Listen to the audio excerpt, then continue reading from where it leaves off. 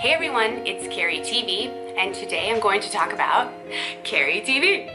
Oh my gosh, such a nerd. Okay, so I want to talk a little bit today about doing these videos because we are over 40 episodes now.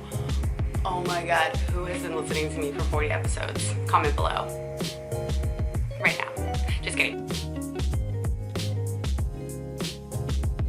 Okay, so the thing with videos is it is the way of the future. You're either embracing it or you're not. They say that most everything is going to be done in video soon, where it used to be photos. I mean, look where you went from Facebook where I had all the text, and now it's Instagram where it's mostly photos. People don't even read the captions, and now it's stories. And what's really interesting is a lot of these are done on mute. So the people that are doing these videos, they want to create a really compelling visual story. So I want to talk a little bit about doing these videos and inspire anybody else who's wanting to do something like this for their business, whether it's real estate or elsewhere. The first one is you will never ever feel like you're doing a good job. Every video you think will be bad. It's not about being perfect.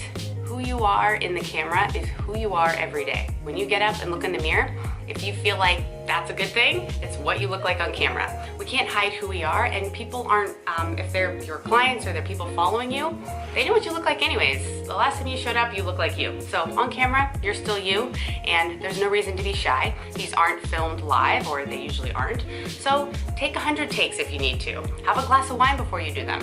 But just know that nobody likes being on camera. Well, that's not true. I'm sure some people do.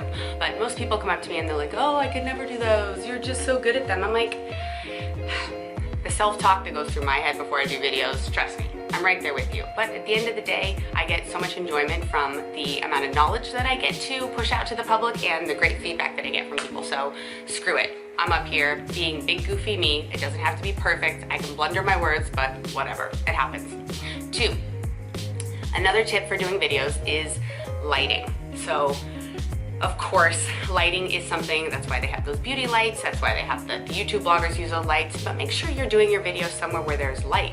A lot of times just standing in front of a window is great, like I'm doing now, or when you're out and about where the sun hits, but if you're in a dark room or, yeah, I mean, if you're somewhere dark, it's not gonna look as good. It's also not visually pleasing when people are watching it, which is also leading into my next point, which is your equipment. Now, the iPhones are so, technologically advanced that it's really easy to shoot it on an iPhone. I actually use a Sony camera just because I think it's easier.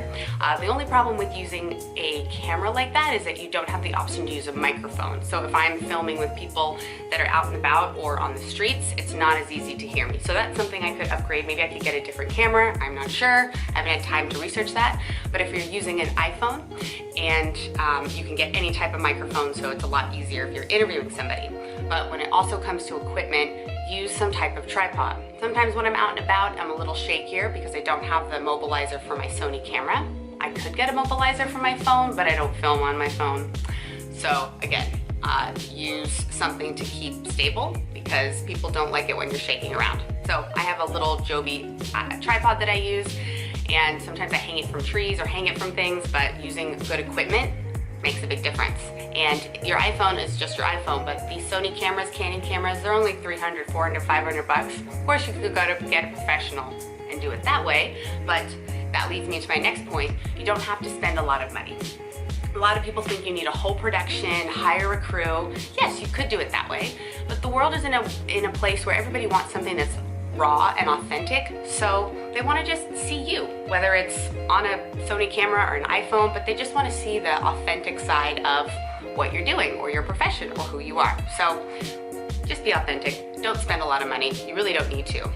But that leads me into my next point. Get an editor. Maybe you can edit videos. I don't know. I am not good at it. I think it's definitely a specialty. So take the money that you're not spending on the production and put it into a great editor. Somebody who can really make the video flow, cut out any of your ums and ahs, and put some nice text graphics or something so that you can brand yourself, because keep in mind that branding is really important. And then my last point is be creative. Try to think of things that are engaging that people want to see. So if you're watching videos, what makes you stop? What makes you press play? What makes you go to Instagram TV? So get creative with it. Have fun with it. You know, if your job has some ups and downs, share the ups and downs. People love hearing about the story and the back side of things. The backside. The behind the scenes of things. So those are just some tips on Keri TV that I do every week, and you know, people always tell me that it's so easy and etc. But you know, there is a lot. There's a team that goes into making this happen, and it's important for us to get knowledge out, but it's not the easiest to get these videos done every week, and we are now over 40 weeks, so yay us. I promised I would do this until the summit, which is next month in August. So we're almost there. Cheers guys, enjoy your Tuesday.